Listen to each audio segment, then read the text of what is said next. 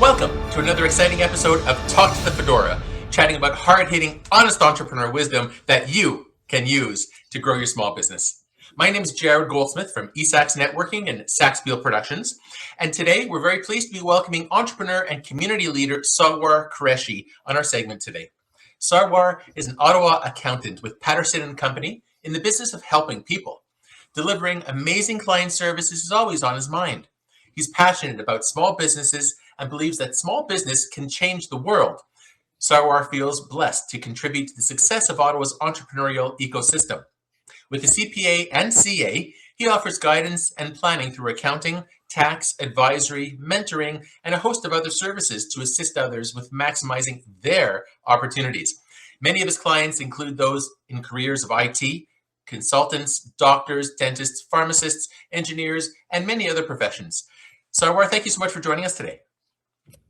My absolute pleasure. Thank you, Jarrod. Wonderful, Sarwar. So we've known each other probably since about 2012 or so, or 11. And, I love seeing you about and around the community. So let's start talking about where are you calling in from, please?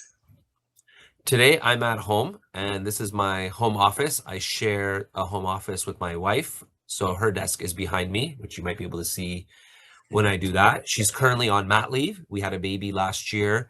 And at the moment, the baby's sleeping upstairs. So all is good for me to kind of take over the home office.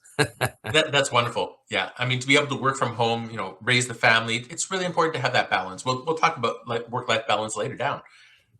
Certainly. Yeah. Excellent. So, Sarwar, I read just a short bio of you. Would you like to explain a little bit more about your background? Who are you? What you do? Yeah, of course. Yeah, I'm an accountant. I'm from Ottawa, born and raised. I studied at the University of Ottawa. I've had a chance now for approximately 15 plus years to work in the accounting industry with small business owners. And small business owners have all kinds of needs that we're able to help with on the tax side, financial statement side, planning side. And really our goal is to try and demystify and make taxes a little less scary and a little less intimidating, and just give people a little bit more knowledge about how those things work.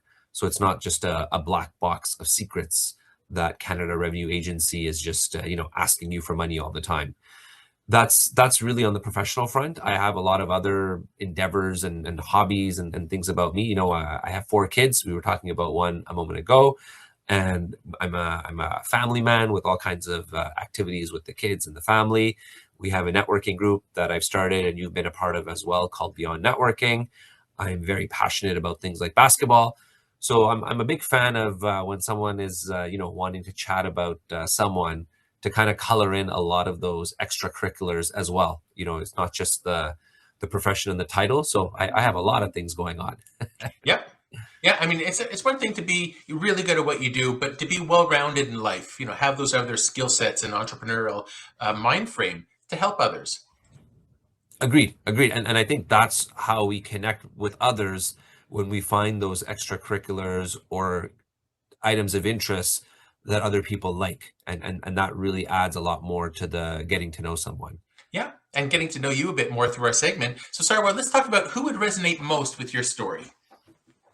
I would say young professionals. That's kind of my background. Is I'm a middle-aged professional now, but someone that's a young professional or middle-aged professional with the challenges that come, in terms of balancing work-life balance, with trying to do maybe business development as you kind of grow in your role and your work, as whether an accountant, a lawyer, an engineer. Those people kind of have those considerations in the places they work as they try to climb the ladder or start their own business. I would say those are the types of people that would resonate, because that's where my story is. Right. And this go back further, Sarwar. Did you always want to be an accountant, a CPA? Like, why did you get into a career like that? What was the catch? Yeah, no, that's a great question. I would say in a lot of instances, people will follow the footsteps of someone in their family, like their parents. So in my backstory, I didn't mention it at that time, but I can mention it now. My dad was an office manager at a construction company. And in his office manager role, it included things like the accounting, the invoicing, the billing, the bookkeeping, all those kinds of things that go on, along with the other tasks that come with being an office manager, like scheduling and things like that. Yeah. So I was always exposed to accounting at a very early stage because, naturally, your parents come home from work, they talk about their day, you ask them questions, maybe you hear them on the phone sometimes, or you kind of tag along with them to a meeting or something like that. So I had these opportunities, and it just came naturally to me. Like, I was exposed to accounting through my dad. And then when I had a chance to take some courses, the courses went well enough that I was able to, pass and kind of move along with the classes at the different levels and eventually the CPA. So I'd say really it's a credit to that family influence for me that I followed in that path. Right. And you also mentor and teach. Don't you teach? See, there's so many things that I do. I didn't even mention that. So you're right. So teaching at Algonquin is something that I picked up at a point in time. I think it was around 2012 when I picked that up. I was working with a colleague at the time who was doing it, and he asked me if I was interested in signing up and trying it out, and I did, and I stuck with it since then. And now we're in 2026, so obviously a long time. Yeah. It's a part-time gig. So really, it's meant to be kind of something that I do in addition to my accounting work. And it usually is in the area of accounting, finance, and tax courses. And sometimes I'll pick up one course a semester. Sometimes I'll pick up two courses a semester.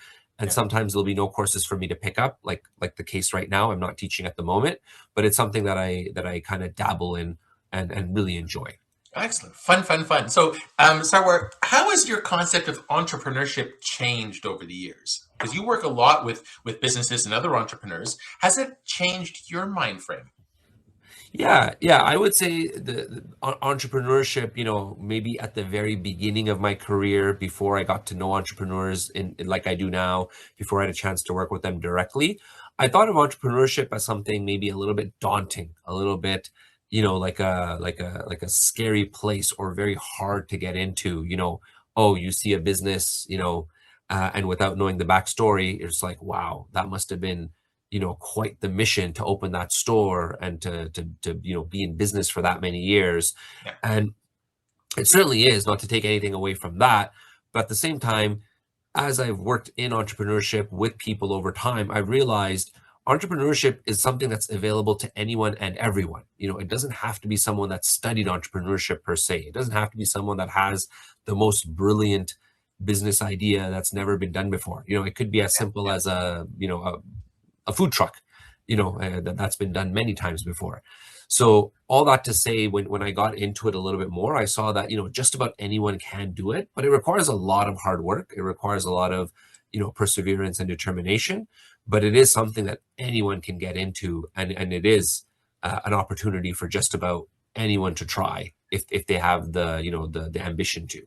Yeah, and I'm hoping that some people will see our segment today and realize, oh, you know what? I've had this passion, this hobby of mine forever, and I'm going to make it work. There are resources out there to help. Yes, there's lots of resources out there. You're probably more well connected in that area than I am in terms of what Ottawa and the resources out there are available. But yes, I agree with you that there's a lot of people out there willing to help. Organizationally and at the individual level. There's a lot of people out there that are very nice and helpful to others. Once they hear that, you want to get into a certain business, boom, they're ready to be like a mentor to you. Actually, this leads well into our next question. I've been hearing for years, Sarwar, you're the nicest guy, you run great events. How important is the concept of collaboration to you? Yeah, I've been a big fan of collaboration. My mindset is everyone gets somewhere with the help of someone else. Like we all wouldn't be here today without some combination of parents, teachers, mentors, work colleagues. Like it's very hard for me to kind of hear someone say, like, I'm self-made, no one helped me do anything. Like if you dig behind the layers, like I'm sure there was someone somewhere that kind of helped you out, and that's been my experience. So I feel like collaboration is a great way to kind of extend that opportunity to others. If you're like a bit more established and someone's new, you're extending that credibility and that help along. It's also a great way to expose people to different things. So if one person is kind of IT focused and they have an IT business or an IT group, networking group, and someone else is a little bit more arts focused, a little bit more art business or art networking group. Doing a collaboration would be really cool because, you know, it gives people a chance to kind of see what else is out there, meet people maybe outside their industry and their bubble. And I think that will add only valuable experiences to everyone that gets to participate. Absolutely. I 100% agree with you. It's a matter of helping other people achieve their goals, connecting with them, and offering their assistance. I'll share a funny story somewhere. Years ago, I was at this networking event. This woman, I knew she was an event planner. And she said, "Hey, Jarrod, I want to invite you to this event." So I showed up at a networking event, you know, my shirt, tie, my name tag, everything. And I go up to the woman. "Hi, I'm Jarrod. Nice to meet you." She says, "Don't hit on me." And she kind of crosses her arms. What's going on? Half the people she invited were single. So she was like a dating coach. And the other half were entrepreneurs. That was like water and oil. Didn't really go over as smoothly as I planned, but yeah, but most times people are very happy to connect. Yes. That's a great story, though. Yeah, I still remember that. Funny. So speaking of connecting, one of the things I've always loved about you, Sarwar, the events that you run with Beyond Networking, let's talk about some networking tips. One of my favorite subjects. So I'd like to pass it off to another networking professional. Would you care to share some of your favorite networking tips? Yeah, of course. So I would say when it comes to networking, especially for someone that's a bit newer to it, hasn't had the chance to kind of try it or experience it, there can oftentimes be this feeling of intimidation, you know, going to meet new people. There can be this fear of rejection or fear of how are they going to receive me? Is anyone going to talk to me? You know, all those types of things creep into people's minds. Yeah. I have a few tips when it comes to that. One tip is if someone is going to an event and they feel like, you know, I'm relatively new to networking, I feel relatively uneasy about this whole thing, I'm a big fan of the buddy system. The buddy system basically means going with someone, and that allows you to hopefully hold each other accountable, you know, so that at the last minute you don't go, "Oh, I wasn't sure about this event and I'm not feeling it today, I'm not going to go." An example I like to use is the gym with a gym buddy. You know, sometimes you might not feel like going to the gym, but if you know your gym buddy's there and they're holding you accountable and they're going to be there, then, you know, you sometimes get that push to make it happen. So for me, that's a tip that I like to share with people is, you know, with a lot of events, there isn't a limit on people that can sign up, so whether it's a free event or a paid event. You know, if you want to sign up multiple people, you could buy 2 tickets or sign up for 2 tickets if it's a free event as well. And then, you know, you grab someone. It could be your brother, it could be your sister, it could be a work colleague, it could be a cousin, you know, whatever it is. And that person gives you a bridge or an opportunity when you get there to at least have one person you can talk to, at least one person to kind of feel comfortable with. Yeah, I'd say that's my I'd say that's my first tip. I have more, but by all means, I'll kind of leave it to you if you want me to share some more. I'll leave it at that. Oh, sure. I just like to comment on that. I call that tag team networking. I like that. But that's a great analogy. You like a gym buddy, you have a networking buddy. But when you, not you, but when other people go to the events and they might not know anybody else, don't sit around and talk to that person all night, because the purpose there is to meet other people, develop those relationships with other people. Yeah, because we see that all the time. Yes, be mindful of your interactions. Like when you're at an event, if it is a networking event where you're trying to meet multiple people, then being mindful of the time. You know, if you're spending 5-10 minutes with someone, that's probably a good amount or a reasonable amount of time to have a meaningful conversation and leave it at a good point where you can follow up with them. But if you're spending like 20 plus minutes with someone, unless it's like, you know, something that is really warranting that, to me, it takes away from your and their opportunity to meet other people, because both of you might be after that kind of drained or run out of time at the event to really make the rounds. So I'd say that's very, very important. Wonderful. How about one more tip from you for networking, Sarwar, before we move on? Yeah, I'd say one thing that anyone can practice is when you go to an event, naturally there's going to be this aspect of small talk, you know, and small talk sometimes scares people. They're like, you know, what am I going to talk about? People are going to ask me about the weather, or what do I do? You know, these basic little chit chat type of things that come up. So I always tell people, these are things that you can practice. What kind of questions do you want to ask people? You know, there's no harm in spending a little bit of time thinking about that. And there's no harm in doing a little bit of rehearsal of what you'll say to the most common questions that get asked. Just like if someone was going to do an interview for an important job and they hadn't had a lot of interview experience, I would say to them, go and do a couple of practice interviews, maybe with a friend, a colleague, someone that you've worked with in the past. This is something you can practice. So same idea, you can practice small talk, how you're going to answer the question, how do you do, what do you do, tell me about yourself, tell me about your business. These are things that you can practice. And on the other side, you can practice the questions that you ask. And for me, I personally think you want to ask questions that will lead to a connection. So asking about the weather, asking about how do you do, those are very generic questions that everyone asks. To me, a more meaningful question that will be a little bit more unique in the answer is something that I have an interest in. So for me, I have an interest in traveling. So I might say, have you traveled anywhere recently, or do you plan to travel anywhere this year? That's a very open-ended question. Someone might share that they've been to or going to Turkey. And that might lead me to ask a follow-up question, oh, why do you want to go there? Have you been there before? Is it a nice place to visit? It just opens up a lot of easy follow-up questions that sometimes if you're not prepared and you just do the how are you, your conversation might get stuck really fast and it gets awkward really fast. Oh, asking open-ended questions and directing the conversation, asking even better questions. Here's an example. When I meet people, I change it up all the time. It's never the same thing twice. It's depending on the conversation, that's going. And somebody often says to me, where are you from? Meaning, what business am I with?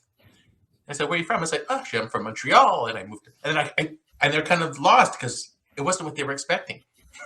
Great. But I'm answering their question, but it's not. Yeah.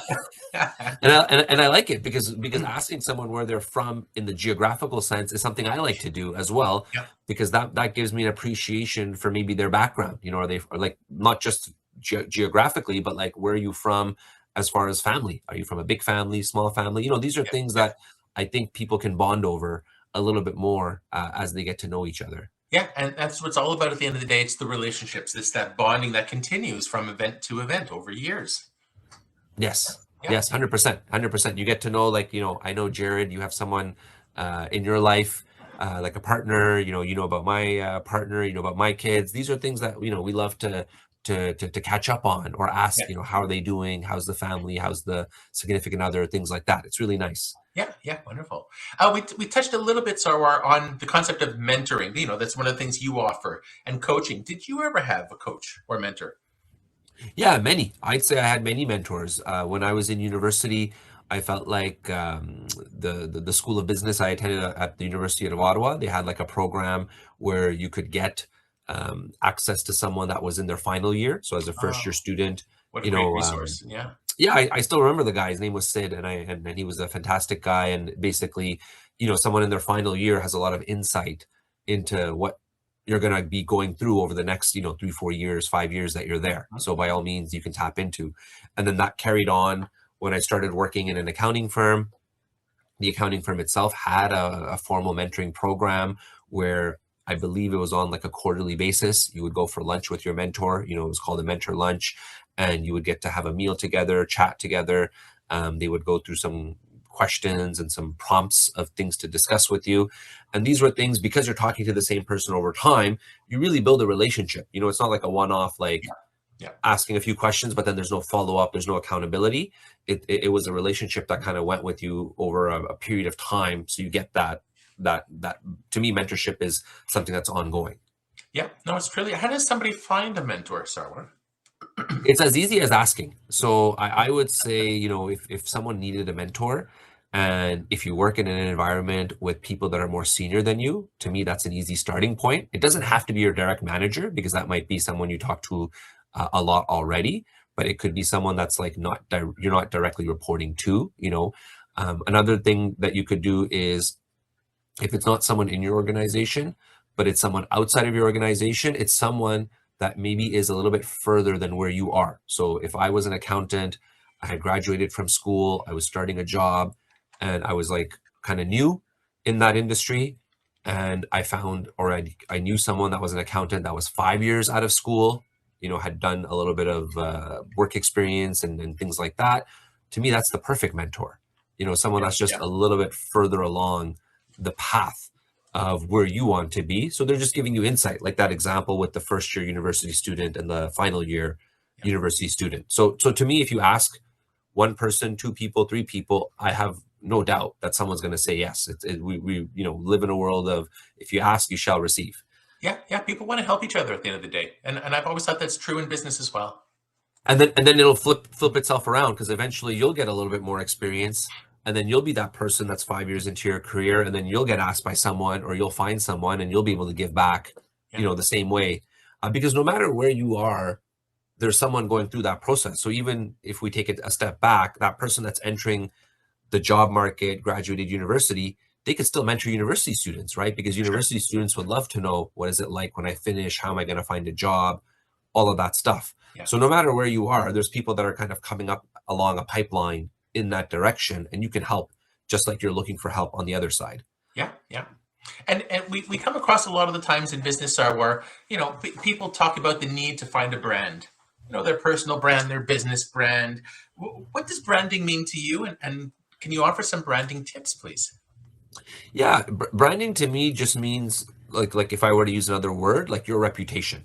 If you have a good reputation, it kind of goes with you everywhere you go. And Ottawa is a great example, because a lot of people think of Ottawa as a small city. Everyone in Ottawa knows each other, especially in the business community. Sure. Like to use you as an example, Jarrod, you're well known. If you're at an event, people know you. If you're not at an event, I could probably mention your name and people will know of you, even if you're not there. And that is a credit to the reputation that you have and the branding that you have, because you spent time going to events, you spent time getting to know people. So to me, it's all about a combination of your character, about your integrity, doing a good job, being a nice person, like the values that you want to live by and be known for, just doing that as much as possible in a consistent way, showing up in that way. And those are some things that I want to do and be known for. And then over time, when people know that, whether you call it reputation, whether you call it branding, that becomes synonymous with whether you're there or not. Like in the example I used with you, and that to me is it carries a lot of value, because then if, let's say, someone called me and said, hey, I'd like to do an event with you, and I have Jarrod that's on my team, that to me would be huge if I've never heard of this person before. So their brand level, because by virtue of associating with you, has been elevated. So I'll be like, okay, well, I'll at least hear what you have to say, because Jarrod is someone that is someone I know, and if they're working with you, that's a great starting point. Versus I might not have that same amount of time to offer them if it's someone that I haven't heard of and they're not really working with anyone I know. Yeah, no, that's fair. Yeah, and that that brand reputation, that online management as well. Like we know people, entrepreneurs who have a personal, let's say Facebook or LinkedIn page, and then their business side, and they try to keep it separate. But I've always thought if somebody's going to do business with somebody, especially maybe even in accounting or financial world, they're going to find out more about you, and if the values don't line up, it's that reputation management that could be at stake. Yeah, we live in a world where the business and personal are kind of overlapping a lot, especially with social media. Like if you type someone's name into a search engine, you're probably getting their LinkedIn, which is more business, but then maybe you're getting their Facebook, which is personal, and then maybe you're getting their other social media. So I agree with you, that people are kind of putting themselves out there on all fronts, business and social. And I also agree with you that if someone is going to do business with someone, that the decision to do business with them might be impacted about the type of person they are. And the person they are, to me, is a reflection of who they are in the business and personal sense. Like if I meet someone personally on a social side and I see them as a really nice person, really friendly, really helpful, and then later I realize what they do on the business side is something I actually need to hire or get help with, that social credibility will just carry over, that this nice, helpful person is probably going to be nice and helpful at their business side too. And that's going to give them a little bit of maybe an edge for me to want to do business with them. Yeah, absolutely. So, Sarwar, moving on, let's talk about some money and cash flow tips. Like, boy, I'm interviewing the right person on this one. Yeah, I mean, cash flow is very important for entrepreneurs. I'd say tip number one is having a system. We still meet entrepreneurs that they have a business bank account, but it's not really getting kind of organized or entered into any kind of accounting system. So you have data, but the data is useless unless you have something that can be used to read the data. So an accounting software to me is tip number one, or some kind of system, because if someone has like a box of receipts sitting on the side of their desk, and someone says to them, "Hey, how's your business doing?" and they just point at the box and they say, "I think it's doing good," that to me is not as valuable as like, "Oh, I can run a report. I can see what my sales were for the last week, the last month, or the last quarter." Having a system is key. Yeah. And then based on the type of business you're in, understanding what are the cash pain points. So I'll give you a couple examples. So for some businesses, the cash pain point could be the buying of inventory and then waiting to get the money from selling the inventory. Yeah. If you buy something and you're paying for it up front, and then you're waiting a period of time to sell it and then get paid, that time from buying it to getting paid can sometimes stretch your cash flow really thin. So if you know that, you can plan for that. Another example could be accounts receivable. If you're in an industry where sometimes you have customers that take 30, 60, 90 plus days to pay you, really drag their feet, or that's just the terms of the arrangement that you have, you're going to be in a tight cash flow position potentially as you wait for payment. So these are things that you figure out in your business. Is my business getting tied up with cash flow on the inventory side, on the accounts receivable side? Or, do I just have a lot of expenses? Like if you're building a product and you're spending all the money to build a product before you sell it to get the money back, like there's a lot of building costs, materials, salaries, things like that. Understanding how your business works, where the cash flow pain points are, and then, coming up with a strategy to deal with them. I'd say that's tip number one. We often hear about the need, people starting businesses, they might not have that financial business sense. And depending on, the size or the scope of your business, finding an accountant and a lawyer are two of the first people you should find. Yeah, having a team is key. In business, as with many things in life, there's certain things we don't know, and having the right experts to kind of support us is key. So I like to use the example that, if you were going to, if you had a pain in your mouth, you probably wouldn't start self-diagnosing, with the search engine, ChatGPT and all that. Like you could start with those methods to figure out maybe what's going on, but you probably wouldn't start doing a procedure on yourself. No, probably not. You're probably pregnant or have cancer, so be careful. You probably want to go and see a dentist or a healthcare professional for something like that. So same idea. As a business owner, there's certain blind spots or things, unless you have a background in accounting or law or whatever, and you can cover that off with your experience and skills. Those are areas that you do want to get a team of people in place to kind of cover those things off, because they're so important. Yeah. You said you had another point that you'd like to talk about, cash flow or money tips? Yeah, I'd say understanding the numbers and having the data is step number one. Another step that I always like to share when it comes to cash flow is to see if you're in a business where you can get paid earlier. That will improve your cash flow immensely. So a lot of people, they don't think about these things, and they just go into business and they have, an invoicing system, and then people pay them after they issue the invoice. But in many businesses, it could be very easy or something to consider. Can you ask for a deposit or a retainer or a credit card to put on file? Like when you go to rent a car or you go to a hotel, they're going to ask for a credit card on file, just so they can assure themselves of collecting the money at the end. These are little things that if someone's starting a business could be considered. Before I provide you these services, instead of payment upon completion, I'd like to get a small deposit or retainer or a prepayment up front. Yeah. That will improve your cash flow immensely, as well as help show that the clients you're dealing with have credibility. Because as a business owner, if someone is paying you a deposit or retainer, to me, that shows a level of sophistication and comfort in that client as someone you want to work with, and someone that's going to pay you at the end, versus someone that's not willing to do that, maybe is a sign that they're a difficult person to deal with. They don't have the money to pay for your services. To me, this is a really important tip that I like to share. Whatever industry you're in, can we see, is there a way to incorporate or introduce some kind of deposit prepayment into the mix, which will help with cash flow immensely? Oh yeah, especially if you have a higher price point product or service, it's wise to get a 50% deposit. And then yeah, like that cash flow would kind of be a bit more steady than ebbs and flows. Exactly. Yeah, Exactly. Yeah. yeah, Yeah. And I'd say that that will be a big problem solver when it comes to cash flow challenges. If we look at two businesses side by side and one is able to get deposits and retainers right, and one doesn't really worry about that, the cash flow, like you said, will be a lot more like up and down for that second business, maybe making it a lot more difficult to manage. right, right. And we talked a bit about processes earlier, like the steps that people could take. What has changed since COVID? So we're I would in processes.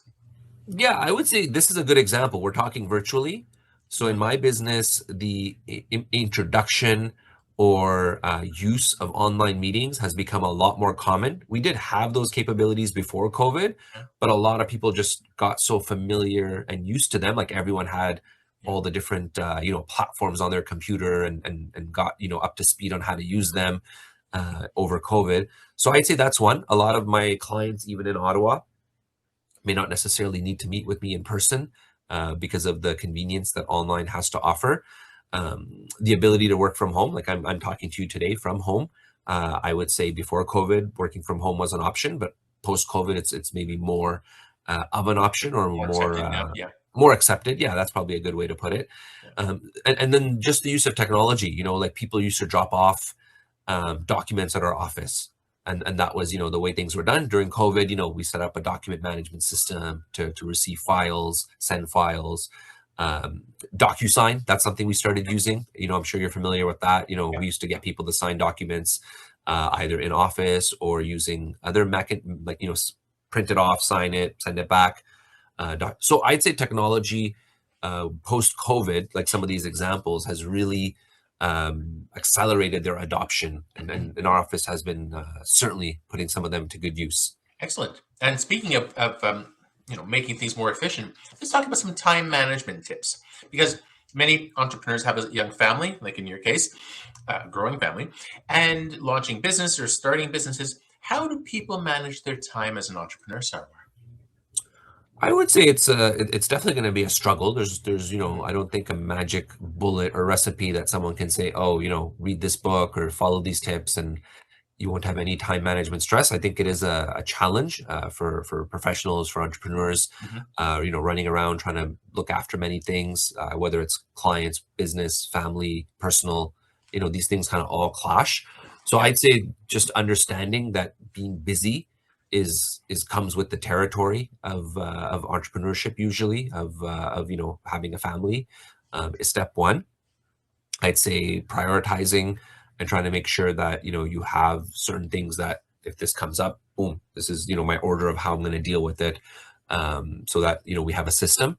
Having a calendar, whether it's on your phone, like we have a family calendar, we can check it. yeah, Is there an appointment to schedule something coming up on the weekend or the evening? I'd say is a great way, because the people that you're working with, maybe a shared calendar, well, on the personal side, maybe a family calendar. Um, you know, Technology could be used to help facilitate some of those things. And then ultimately, to me, the biggest thing is saying no. To keep your calendar open or to keep your calendar on track, you can't try to jam too many things into it, right? Mhm, Because mhm. I think I heard a saying somewhere that if you say yes to something, that means you're going to have to say no to something else. So Mm, if you flip that around, saying no to something means you can keep saying yes to what you already have committed to, or to yes when something does come up. So as an example, if as an entrepreneur, if you say yes to a client that is a really bad client, troublesome client, difficult to work with client, you've now maybe tied up your staff and your operations, so that if the very next day a really good client came along mhm. and wanted to hire you for something, but you're committed to this project, you might not be able to say yes. And maybe you shouldn't have said yes because you knew this was going to be a bad client if you had Right. those indications at the front end. Like So going with saying your no, gut. well, sometimes we're having a system, like what we talked Mhm. about with retainers and deposits, Yeah. having a system to kind of screen people and know as much information as possible. So when it comes to time management, the no's are important. Like you can't like I'm sure in your situation, you've attended a lot of events, but sometimes you have to say no to an event because you've already committed to one, or you're going to commit to one, and this one is just not going to allow you to go to that one because it's Yeah. at the same time, or it's the same, opposite ends of the city. So you have to, you can't just say yes to everything.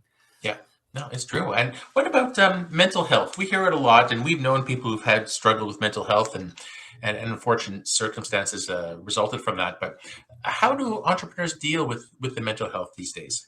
What would you recommend? Yeah. Well, that's a great question. I would say a few things that jump to mind are we talked about mentorship a little bit already. So having someone to talk to, because a mentor can Yeah, be someone that you can express feelings to, or if you're having frustrations or challenges, you can kind of express that.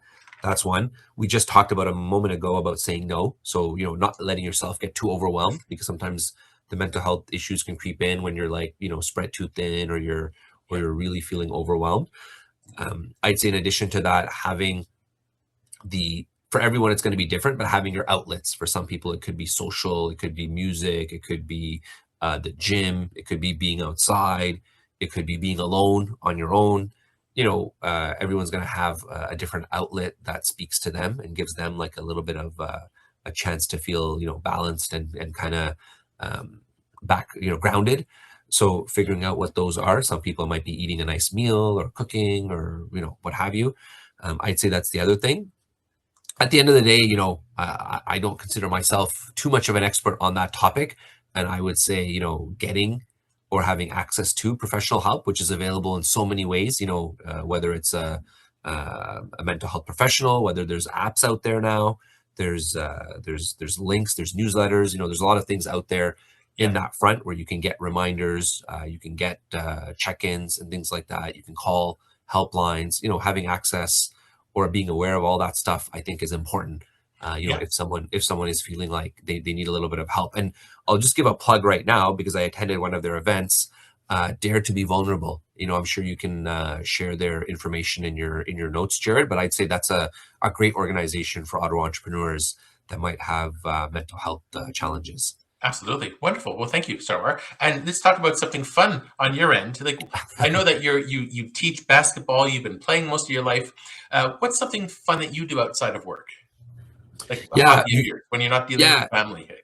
yeah. You mentioned basketball, but basketball has actually taken a bit of a backseat since COVID. Been busier with the family and other priorities like the networking. So I think I'll use that question to kind of highlight the fun and interesting things that I've been kind of using my time for have been the networking events, and you've attended some of them. So beyond networking, it kind of combines networking with socializing, with team building, with community support. All those things are kind of part of our mantra and mission. Brings people together to get a chance to do something fun, support a good cause, and meet and connect with great people. That's an area that's been keeping me busy. Yeah. Oh, that's excellent. Actually, I was remiss to mention that a little while ago I did interview Susan Blaine from Dare to Be Vulnerable on one of the previous segments. Excellent. Yeah, no, I think the work that they're doing, especially when you asked about mental health, I think Yeah. is much needed, and it's great. I've attended one of their events in the past, and I thought it was great. Yeah. Excellent. So, Sarwar, what's next for you? Where do you see yourself and Patterson and Company in 3 to 5 years from now, or even beyond networking? I would say both are kind of set up for steady growth in the sense that, we're not trying to like double our size and be all across Canada, whether it's Patterson and Company or it's Beyond Networking, because that type of growth requires a lot of time and commitment to make happen. But at the same time, both are set up for ongoing steady growth, where there's on the accounting side, new clients coming, new business owners that need our help, that are looking for quality services that we can offer. Yep. And the Beyond Networking events continue to kind of be Ottawa focused and growing in terms of their attendance and their impact in terms of dollars raised for the community. I would say for me, that's kind of manageable. Uh, you know, um, like sometimes people say like, oh, you should open up a Patterson and Company or a Beyond Networking branch in Toronto. But a lot of that work would require physically spending time and effort to make that happen, and that is a big trade-off. When you have other responsibilities and commitments, and not something Sure. that interests me because there is so much opportunity here with the steady growth, the kind of model that we have. So for me, it's great. in the sense that we're well set up. Both things are kind of looking very positive and optimistic. There's a lot of people looking for good accountants. There's a lot of people looking for in-person networking opportunities and community building. So I'd say we're well set up on both fronts. Great. Steady the course. Yeah. Yeah. Steady the course is a great way to put it. Yeah. So Sarwar, we're coming to the end of our segment today. Is there something that we've touched upon or something you'd like to elaborate further, maybe closing words of wisdom for other people? Sure. I mean, one of the aspects that we chatted about was networking. I'm happy to talk about that a little bit more. We talked about the networking buddy or the tag team, as you put it. We talked a little bit about the practicing, the small talk that you can do ahead of time. The third tip that I'll give related to networking is the follow-up is very important. The follow-up is probably the most important piece. If you meet someone and you actually want it to turn into something, the follow-up is key. A lot of people, they get frustrated because they go to an event, they get 4, 5, 8, 10, 15 business cards, and then they just wait for someone to call them. Like the next day, I just imagine someone with like a bunch of business cards and they're like, someone's going to call me to hire me today, and nothing happens, and they get frustrated, and days and days and days go by. They go to another event, same thing. So really, follow-up in itself is an art form, following up to kind of further that relationship, because really, if we kind of think about it, we live in a very busy world, and sometimes you can't expect the other person to follow up with you, and that's presumptuous in my mind to expect the other person to follow up with you. So if you really want to keep in touch with someone, you should follow up with them. And Sure. For me, I'll just share like a little bit of my tips that I use. Social media makes it really easy. So, if I connected with someone or met someone, I can look them up on LinkedIn. I can look them up on Facebook, Instagram, one of the social media. If their card maybe indicates which social media they use, I can go and connect with them. LinkedIn allows you to send like a customized message or the chat feature. So that's one way I can follow up. If it was someone that I wanted to maybe set up a meeting with, potential client or potential someone that I have a further interest in talking to, maybe I take that a step further and send an email or a phone call, because usually their business card will have that information on it.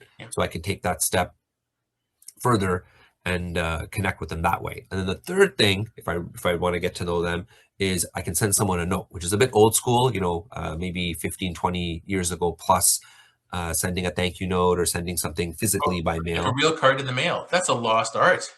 Yeah, it is. I think I have one here. Yeah. Having it doesn't have to be like a anything like a customized postcard, which I do have, so I can do that. But anyone can, they can send a blank card with a little thank you. Because once in a while, I'm sure, especially if someone is of a certain age or older, they'll appreciate having gotten something in the mail.